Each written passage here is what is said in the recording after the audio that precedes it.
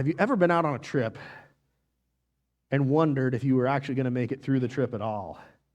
We had an experience like that in an unexpected way. Last week, Annabelle and I were very blessed that we had the STEM night here at the church, which was an activity that Dawn, our children's ministry director, puts on with a bunch of awesome volunteers to teach kids about science and technology and math and stuff like that, and to give mom and dad a 3-hour window for a date night. And I'll say for our family with 5 kids, the number of souls brave enough to babysit 5 kids at once is a pretty narrow list. So this is not an every week kind of opportunity or even an every month kind of opportunity. So we were excited about it. Annabelle brought the kids down and she came back and we spent about 20 minutes getting our stuff together. And then we took off and we were going to go to our favorite Mexican restaurant out of Coos Bay. And we started driving that way in our Dodge Durango. And as we were going down the road, I noticed the lights on the dash dimmed out. And then a minute later, so they wigged back out and came up again. And as we went towards Coquille, it got worse and worse. My dash lights were going up bright and dim, and bright and dim. And it was just sort of random when it was happening. And I was thinking, this is really weird. It's concerning. Like, this feels like the sort of thing where I then get stranded on the road 10 minutes from now. And that worries me because we got kids somewhere and we got to get back and get them eventually. And then I realized, oh no, it's not just the dash lights. Our headlights are blinking on and off. And I don't know what all the motorists between Coquille and Myrtle Point thought, if they thought I was trying to run them off the road or something or what. You know, that guy's flashing his lights an awful lot. I've been doing it for 10 minutes. But we decided we better turn around and we better head back. And at that point, we didn't know if that was a diversion or a dead end. Do we have to dramatically change our plans? Do we need to go somewhere in town instead and change, this meal we were excited about? And we had the baby with us too, Adeline, our 7-month-old, and she's at that age now where she's starting to crawl around and climb on stuff. And so for her, being in a child seat is something she pitches a fit over. She just does not want that restraint. She wants to get out of it. So she was screaming and fussing. And we were thinking, oh, I hope we're not fools for thinking we can do this. We got back to the house. We raced over, threw things in our Buick, and we managed to leave there, and we sped a little bit, if I'm honest about it, as we drove there. We tried to keep it, less than 10 over. And we got all the way to Coos Bay, got to the restaurant, ordered as soon as we got there before we were even comfortable in our seats, and managed to get there and get back in time. So we were grateful for that. We had a great meal and enjoyed it. And I want to say thank you to those of you who served in that ministry. It's such a blessing to be able to have things like that, and our kids were elated at the fun time they had. That said, I use that story to illustrate. We do have those moments in our life where we're headed in a direction and we think that's where we're supposed to be going, and then suddenly we start wondering, are we ever going to arrive there? Is this even the goal anymore? Maybe it's done with. Maybe we can't go. Maybe we have to change what we're doing. And for Abraham, or for Abram, as he's called early in his life, he's going to be key to our account today. We're going to see, we saw at the end of the last chapter, and we're going to see again today, these kind of moments happen, and sometimes they really make us question our faith a little bit and where we're supposed to be headed. So if you have your Bibles today, I want to encourage you to grab them and open them up to Genesis chapter 12. If you don't have a Bible with you, you can find one in the seat in front of you. It's identical to mine, so feel free to grab that. It won't have the little marker there, but grab that and open it up. In fact, if you don't have a Bible at all, you can even take that Bible home with you. You can see up on the screen, we're going to be on page 11 today. And so please thumb your way through that. Feel free to find that passage, and we're going to read that together in just a moment. Now, before we do, I want to ask you if you would to join me for a moment of prayer. Heavenly Father, thank you for this opportunity to study your word. There is no book on earth that offers life like this one does. It has nothing to do with me and everything to do with you. Lord, I pray that you would help us in these moments to push the distractions aside of this dying world and instead to focus in on the eternal through your holy word. Help us to see you more clearly and help us to see ourselves as you see us. We thank you for this privilege, and we pray these things in Jesus Christ's name, Lord. Amen. Now, before we begin reading, I do just want to take a moment and put a map up on the screen. And some of you may have seen this last week. If you missed any of our previous messages, by the way, you can feel free to log on to YouTube and see those online. Somewhere here I have a laser pointer in one of my pockets that Amy gave me. Give me a second here. Or I don't. Well, there it is. Okay. Sorry about that. Amateur move. So let's get the map up there. So I want to show you this because we're going to hear a bunch of places and locations, and also we're going to talk about some of the backstory from last week, and so all this will relate. But first off, I want to mention, last week at the very end of the passage, we saw really the first mention of Abraham in the Bible, or of Abram in the Bible. And this is interesting because we're at a transition point. We've talked about the flood, and we've talked about creation and sin and the fall of man and all these things. And now the book of Genesis, as we're reading through it, is turning a corner, and it's going to start to focus on God's special relationship with Abram, with Israel, with God's people as they come forth from Abram.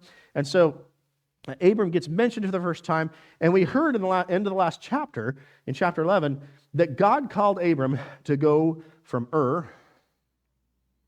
All right, well now, there it is. To go from Ur, and you'll see Ur is down here on the right-hand side of the screen at the bottom of the map in this overall territory of Babylon. And he's supposed to go from there, and God calls him to go over to Canaan. And Canaan is on the left side of your map here near the Mediterranean Sea, and you'll see ultimately he will end up there. The funny thing, though, is God tells Abram to do that, but Abram actually, at the end of our chapter, goes to Haran, which is this northernmost city you see where the dotted line ends and the solid line begins. He goes up to Haran and he stops there. So here Abram is one of the few people actually listening to God, and the first time God tells him to do something, which, by the way, in Acts chapter 7, Stephen preaches about this very event and talks about how it wasn't just Abram and Terah, his father, thinking they should leave and go. It was God telling them before they ever got to Haran, you need to go to Canaan. And he gets halfway there and he stops. And so here's this famous guy, so respected and iconic in the Bible, and he halfway obeyed God. That's kind of a sad start to where things go. And that's where our passage will pick up today. I also just want to point out as a logistical thing, you might wonder, if you are going from Ur over here on the lower right part of the map, and you're traveling over to eventually Shechem here on the left side of the map, why not just go straight across that territory in between? And that is because that is where the Arabian desert is. So this area where they're traveling is something that we often hear referred to as the Levant or as the Fertile Crescent. And they call it the Fertile Crescent because that sort of horseshoe shape that Abram's path follows, this is the area where Syria and Babylon and Egypt and Israel and all these famous ancient nations are. But it's actually got a lot of plant life and a lot of lush vegetation. And yet, in between the legs of this horseshoe is desert that few people could survive crossing at the time. And so that wouldn't have been the most direct route. So that's why Abram goes north to Haran and why he holds off there. Now, I do just want to point out, too, as we see, today we're going to pick up and we're going to see the solid line portion of this journey. We need to get new batteries in this thing. And Abram's going to start at Haran, and then he's going to move down, and he'll stop at Shechem, but he'll also, at some point by the end of the passage, move on in an emergency and head to Egypt. And so I just wanted you to be able to see where those things are. So Haran's in the very northern part. Shechem is down off the Mediterranean coast, not quite on the coast, but roughly. And then you can see where Egypt is there. So all these places, you hear these names and stuff. I think often we're trying to figure out where is that relative to other things. Hopefully this helps bring that to life for you in some way. Okay. Now, with that, let's go ahead and pick up our Bibles. And we are going to begin today with verses 1 through 3. If I can turn there. All right, so Genesis 12:1. The Lord had said to Abram, "Go from your country, your people, your father's household, to a land I will show you. I will make you into a great nation, and I will bless you, and I will make your name great, and you will be a blessing. I will bless those who bless you, and whoever curses you, I will curse. And all people on earth will be blessed through you." This is a passage we kind of just skip through, and often we don't look real closely at, but there's some interesting things here. Let's start right at the beginning there. So God comes to Abram, and in effect says, hey, you know how we talked about that journey? Well, you're going to finish it. You've been there for decades in Haran, but now it's time to actually go down to Canaan. And so he calls him that direction. But God doesn't just say, hey, go to Canaan. He's more specific, and I think with reason. Abram is leaving a lot behind, and God lists it out. He's leaving behind his country, his people, his father's household or his family. He's leaving behind his reputation, all of those things. And at a glance, we see this and say, well, of course he went. But think for a moment about what's really involved in this. If God came to you tomorrow and said, hey, I've got a special plan for you, but here's the thing, you're going to be moving to Zimbabwe. You're going to leave your country behind. You're going to leave your nation behind. You might even leave your continent behind. You're going to go to a brand new place. And mind you, right now, you could go look up that place and see what it's like, what the economy is like. You could probably even buy a house on the internet before you even got there. But that wasn't the case in Abram's day. He is going into a complete unknown. He has no idea what he's going to see, no idea what he's going to experience, and he leaves everything that is comfortable about his life behind. He's got family here. He's got friends here. He has community. As many of you can have experienced firsthand, when you live in especially a smaller town, you have the blessing or the curse, depending on how you approach things, of developing a reputation. And so that's actually a nice thing. If you have a good reputation, it's a nice thing to be able to walk around and have people trust you and say, oh, he's been an active member of the community for years. He's a decent person. She's a decent person. So Abram's built all that up. And all of it, he's supposed to walk away from now. And to add to the complexity of that, I want to point out, this other land that he's going to, there's no guarantee that he's going to be comfortable or even survive where he's headed to. And that's because in the ancient world, Abraham, he's taking all of his flocks, all of his servants, all of his immediate family with him, and he's headed out, but he's basically going to be camping out near other people's property. And so it's very possible he's going to show up in one of these towns, and someone's going to see him feeding his sheep all that nice grazing land, and they're going to say, hey, that is my sheep's grazing land, and I'm about to put a sword to your throat if you keep letting your animals eat it. How are my animals going to get by? He'll be relying on the hospitality of strangers in an unfamiliar country as he makes this journey. It's dangerous. It's scary. There's a lot to risk here. And I do want to point out, just briefly as we talk about this, that following God in general often involves stepping out into something unknown and even maybe chaotic appearing, and really taking a risk. When God tells you, hey, I want you to take this next step in your life, maybe God will say to you, hey, I want you to start this new job. I know you never thought you were going to do that job, but guess what? I decided you're going to be doing this. It's going to be part of your life.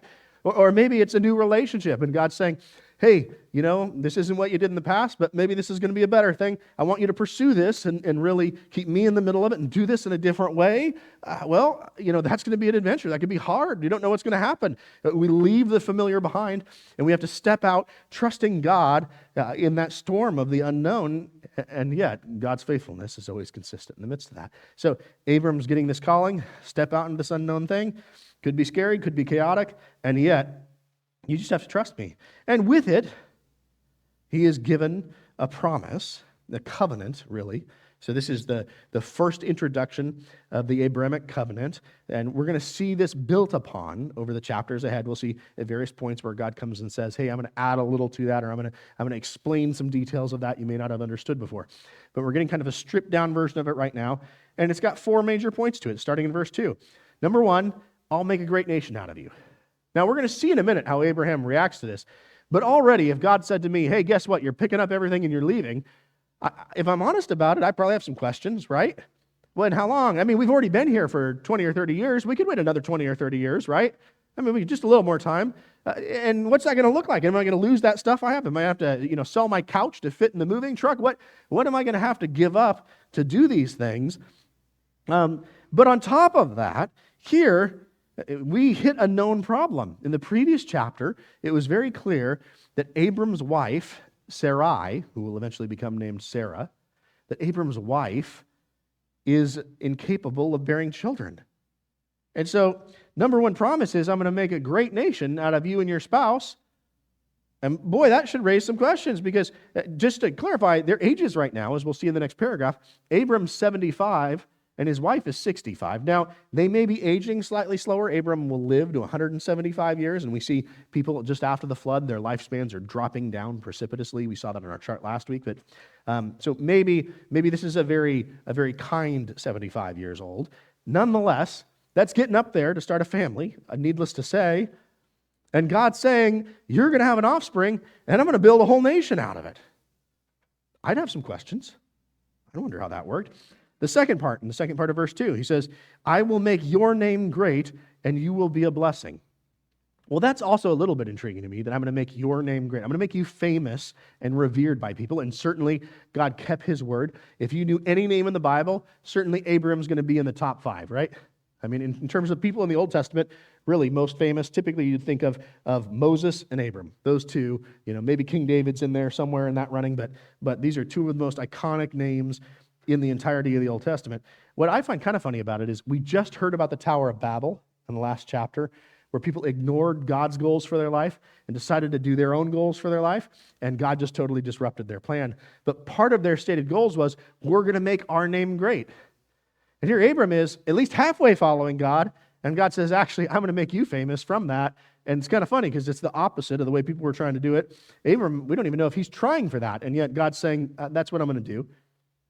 And then, and by that, he says, you're going to be a blessing to people. We see this word bless appearing a lot here. Verse 3, I will bless those who bless you, and whoever curses you, I will curse. This is a pretty significant promise. God is promising Abram, if somebody comes and tries to mess with you, I will mess with them back. If they come and they're really nice to you and friendly to you, I will bless them for it. They're going to just have gifts fall in their lap because of that. And by the way, we as Christians today don't have that same promise. We have a lot of really cool promises in the Bible that are relevant to us. For example, in the Sermon on the Mount, Jesus talks about how he'll take care of our basic material needs, that he'll provide those things. We also hear in the New Testament that God will keep us from being tempted beyond what we're capable of handling. And so he's never going to give us more than we can bear in terms of temptations we face. And so there's lots of promises like that we could list out. But we don't have this one. It's not as if anytime somebody's mean to me, things just go wrong in their life, right? But Abram has it. This is one of the covenant blessings. As long as Abram and his offspring are following God, then this blessing is going to be following them as they do. And the final one, and all the people on the earth will be blessed through you. This is virtually universally understood as being a reference to eventually, through your offspring, the Messiah is going to come. And that'll be spelled out more in future chapters. But Jesus is going to come through Abraham someday. I also find it kind of intriguing in this moment because, in effect, God is taking a Gentile and making out of him the very first Jew. And so there's sort of a transition that's happening here. He's taking an unchurched person and making them a church person, in essence, right off the bat. But he gives Abram this invitation. And now the question is, how is Abram going to respond? Because it'd be kind of natural at that point to say, okay, I don't know how the math works on this, God. Me and my wife haven't been able to have kids for years, and yet you're saying we're going to be a nation. You want me to leave everything I know behind? That's kind of uncomfortable. I don't know if I want to do that. We'll pick back up in verse 4, though, and see what his response is. So Abram went as the Lord had told him, and Lot went with him. Abram was 75 years old when he set out from Haran. He took his wife, Sarai, his nephew Lot, all the possessions they had accumulated, and all the people they had acquired in Haran, and they set out for the land of Canaan, and they arrived there. Abram traveled through the land as far as the site of the great tree of Moreh in Shechem. At that time, the Canaanites were still in the land. And the Lord appeared to Abram and said, to your offspring I will give this land. So he built an altar there to the Lord, who had appeared to him. From there, he went on toward the hills of Bethel and pitched his tent, with Bethel on the west and Ai on the east. There he built an altar to the Lord and called on the name of the Lord. Then Abram set out and continued toward the Negev. Okay, so notice at the beginning, there is no record here of Abraham questioning anything God said. To Abram's credit, even though he only went halfway in the last chapter, right now he is on fire. He's doing this right. He's just, okay, God, if that's what we're doing, let's get a yard sale together and let's get going. We're going to move. And so he grabs his family, and we see that his family and his servants and his livestock and all these different possessions that he has, they're going to travel with him. Now, there are some scholarly questions about why Abram's nephew Lot decides to go with him, and there's probably two likely possibilities. Some people suggest maybe Lot chooses to go with Abram because Abram is the closest thing to a father he has at this point. In the last chapter, we heard that Lot's father had died, so Terah kind of served as his father.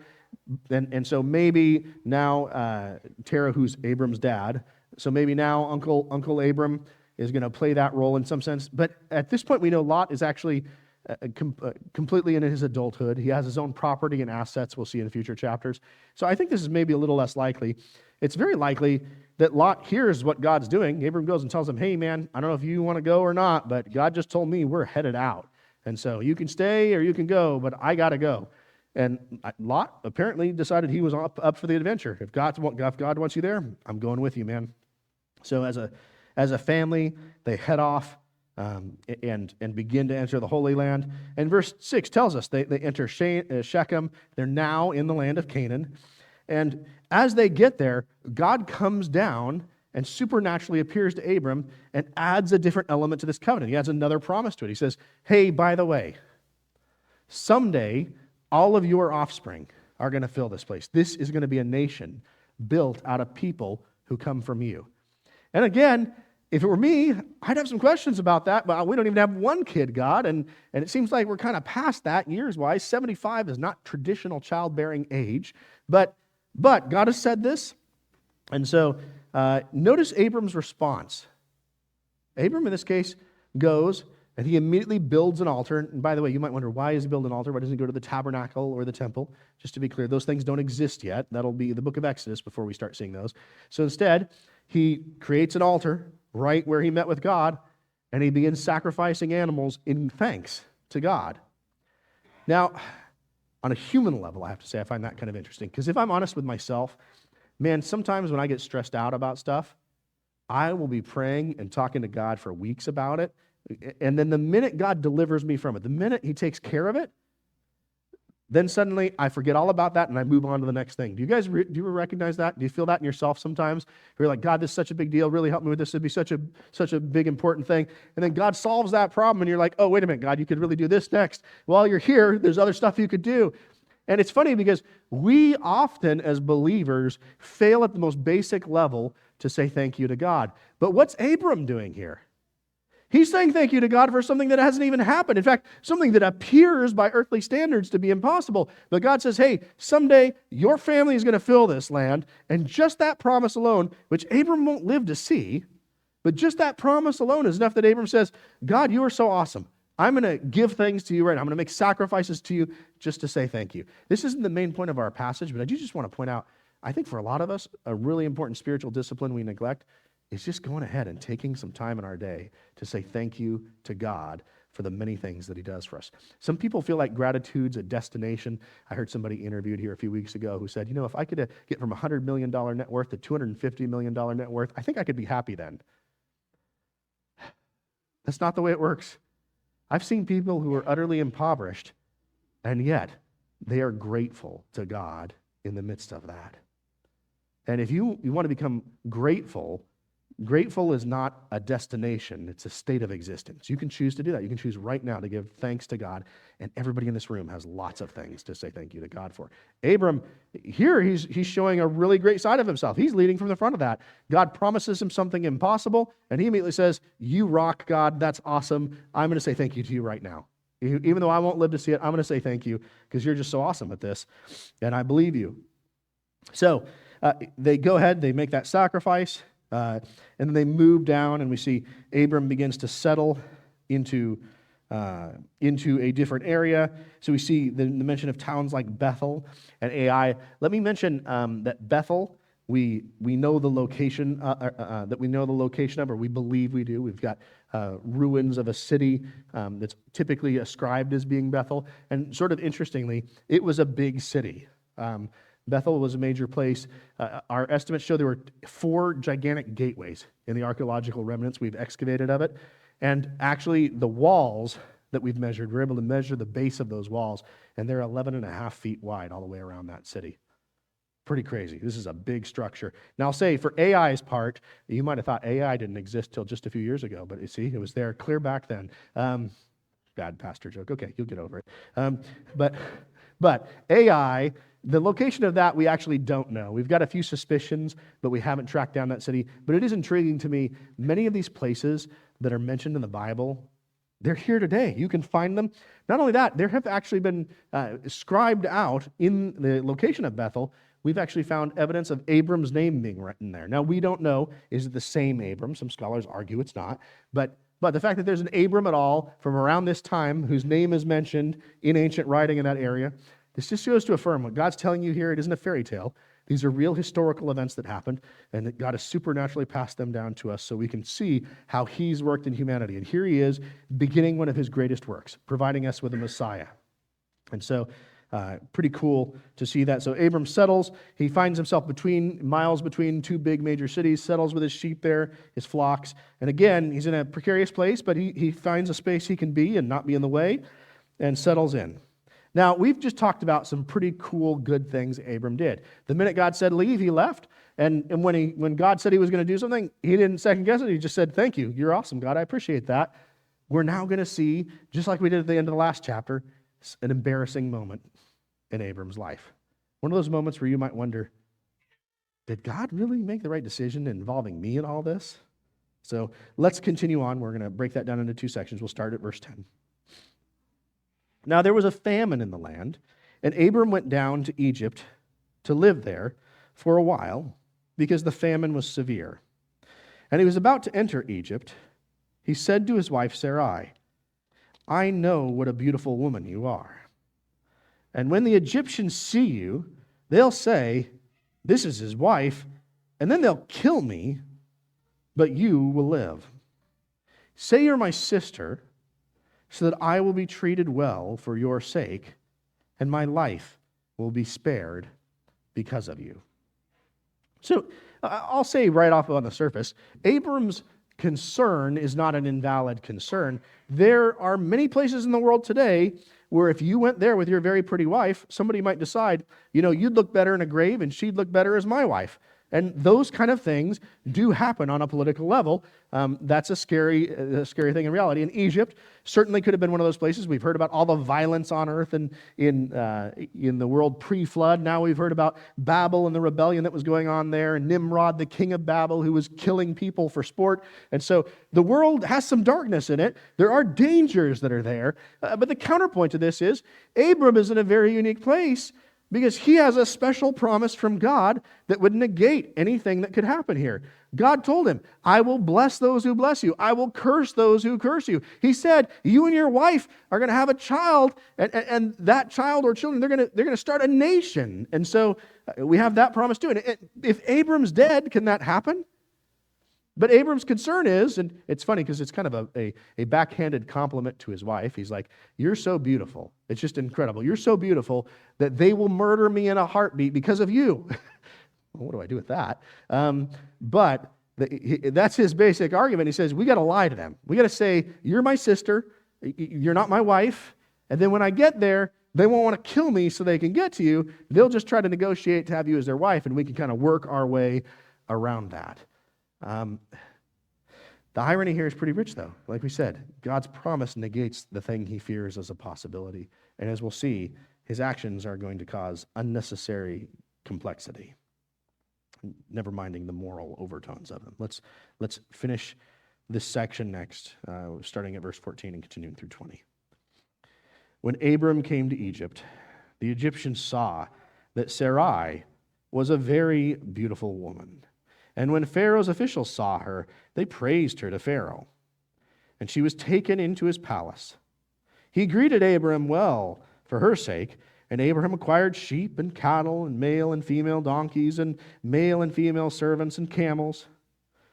But the Lord inflicted serious disease on Pharaoh and his household because of Abram's wife Sarai. So Pharaoh summoned Abram. What have you done to me? He said. Why didn't you tell me she was your wife? Why did you say she is my sister, so that I took her to be my wife? Now then, here is your wife. Take her and go. Then Pharaoh gave orders about Abram to the men, and they sent him on his way with his wife and everything he had. Let me just mention, we hear the word Pharaoh. We hear that a bunch of times in the Bible. That's not the same person each time. Pharaoh in Egypt is kind of the word for king in their culture. So Different person than Moses, for example, is going to interact with later. Same position, different person. One thing I want to point out before we move forward that's just sort of intriguing with this is notice the movement of this situation. There is a famine that enters the land, and by the way, famines in the ancient world were no joke. It's not uncommon for 60% of the population to die. They didn't have a container ship they could send you food over in. They didn't have a tractor trailer they could send in with supplies. If it stops raining or if disease kills all your crops, you don't have anything to eat, and there's nothing to change about that. And so famine hits, but notice the flow of the story. And where do they go? They go to Egypt, and then they're in Egypt, and while they're in Egypt, there's a conflict with Pharaoh, and his family becomes diseased. He gives a bunch of stuff to them, and then they leave Egypt.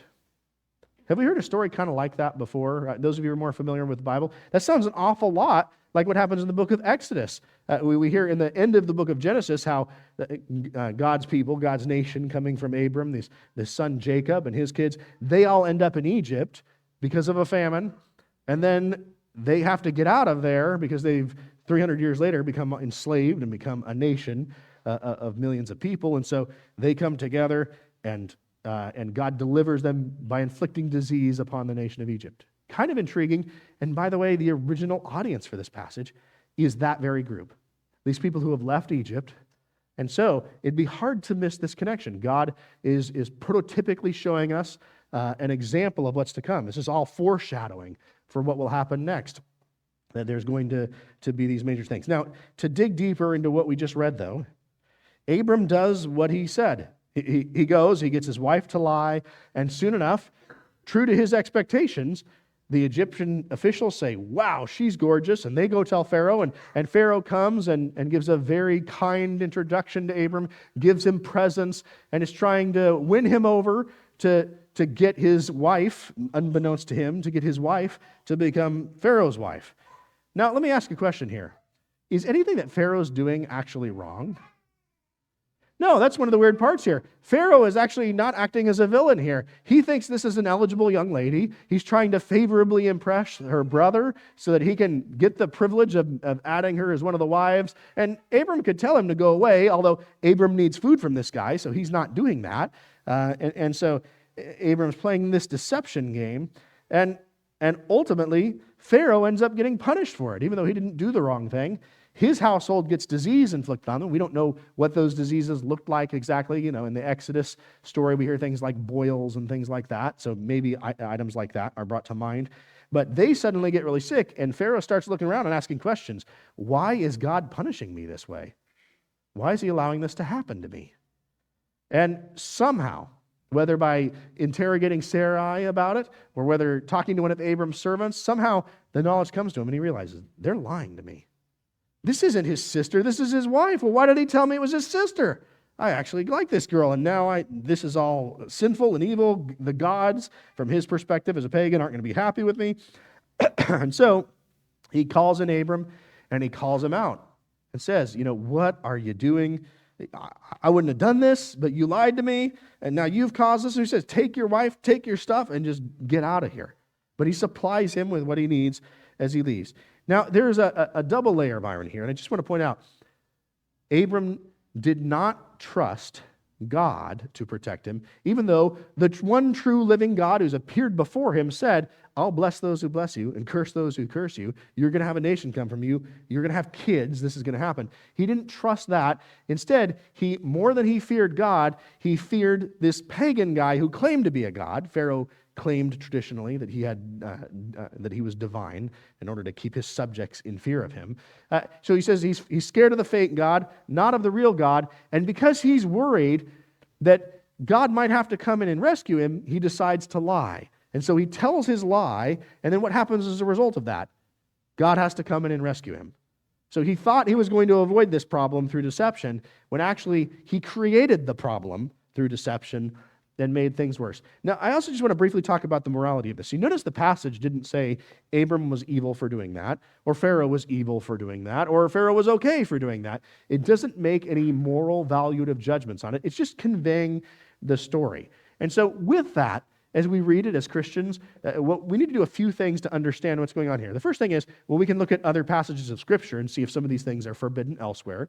But also, Oftentimes we look at the outcome, at the result of that action to see whether it was moral or not. And so to give you an example, if a king in an ancient world was wondering whether it was okay to fall into paganism or not, while he could read it in the Bible, he could also just look at the history of what happened to all these other kings in Israel who went to paganism and see, boy, that never ended well. Or another example might be something like polygamy. If, there's people who ask questions about this, but if you look at the life of somebody like Jacob, and Jacob ends up, while he's not following God, marrying 4 different women effectively, and having kids by each of them, and it becomes a bit of a mess. You might wonder, well, is that acceptable?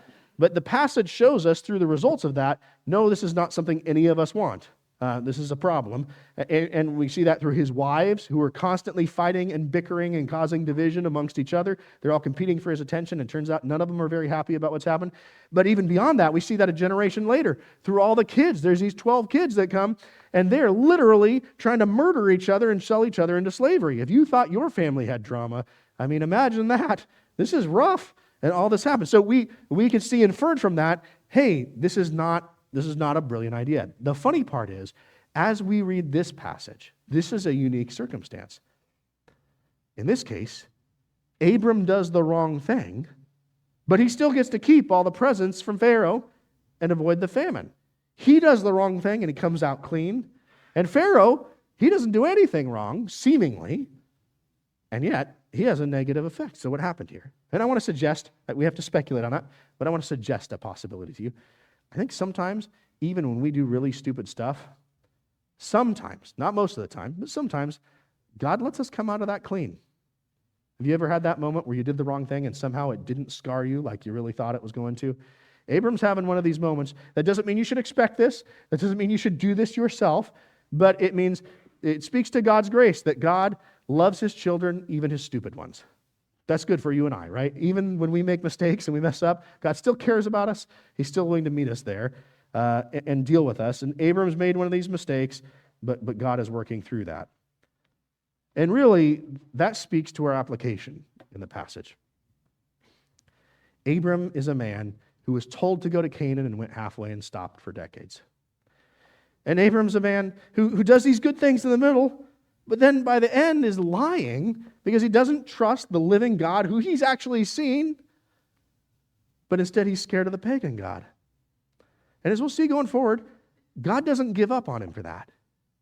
And I bring that up to say, some of you, and maybe some of you here today aren't believers at all, and you're thinking, boy, if God knew the crap I did, he definitely wouldn't accept me. Let me tell you, God's dealt with worse than you. He really has. Paul murdered a bunch of Christians for sport. I bet you haven't gone that far. But God has grace. He can see you through that.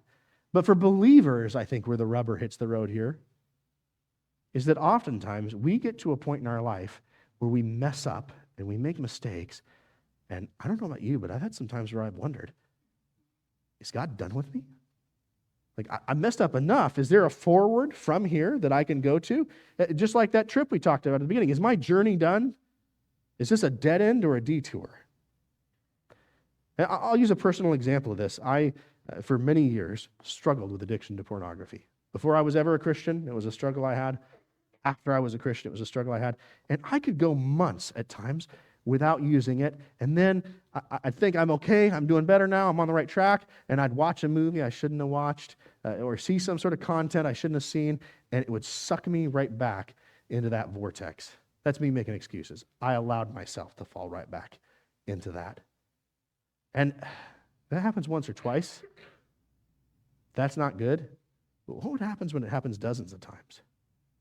At some point, you start to think to yourself, could God actually use somebody like me? He must be about done with me, right? How many times will he endure me acting like a fool before he washes his hands of me? And don't get me wrong, I was doing virtuous things during those times too. There was a mix there. But still, sometimes you look at the weight of your sin and you think, could God ever move past this? And I want to suggest to you today, as this passage seems to show us, that as long as you're living and breathing and you are working to orient your life towards God, God isn't done with you, and whatever mistakes you've made, he will meet you there and he will help you move past. Now, for me, in my journey with pornography, there were some things I had to figure out on a fundamental level. Not only did I have to figure out that I needed to burn the bridges that led to that sin, but also, as I did it, I felt like I was some sort of monster. And I really wondered at times, would anybody ever really love me? Or could somebody love me with the horrible things I've done in my life? Not just that, but other things. Is there any future for me in that way? And the funny thing is, God in his word says I'm redeemed and that he's going to transform me. But I'm not listening to him. I'm listening to the devil, thinking my life is over. I've ruined it. I'm terrible. I'm unredeemable. And as I'm doing those things, God is showing me, hey, you're not believing me, you're believing other things. You need to listen to what I have to say. And I just want to suggest to you today, I think there's some people in this room that have fallen into sin, that look over their past and think, God, really? I know you can do better. You know you can do better. Are you done with me yet? Have you given up on me yet? And I'm not encouraging you to go and continue to sin, continue to push towards God. But here through Abram, we see God works with all of his children, even his broken, imperfect ones, who do things halfway, who lie when they shouldn't, who make these mistakes. Notice with Abram, though, when he's rebuked for it, he moves on and he starts trying to head in the right direction again. That's what he expects of us. Pick yourself up, hold close to God, and move forward, and his grace will meet you there. At this point, I'm going to ask some of our leaders to come forward. And Kent's going to lead us in our communion and offering time, and Don's going to lead us in the closing song. As they move up here, communion time is going to give us a chance to think about these things.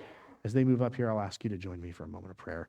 Lord, I don't know where everybody is at today. There's some people here who really haven't fully committed to you, and so I pray that they'd see whatever they've done in the past, your grace is sufficient. If they'll surrender and be baptized into a relationship with you, that you'll meet them there and begin to transform them in ways they cannot imagine, just like you did for me so many years ago, Lord.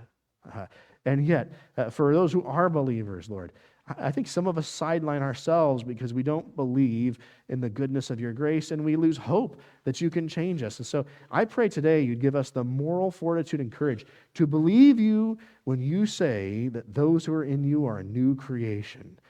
Help us to trust in you to continue that lifelong process of transformation and of regeneration and becoming more like you on a day-to-day basis. I pray these things in Jesus Christ's name and merit, Lord. Amen.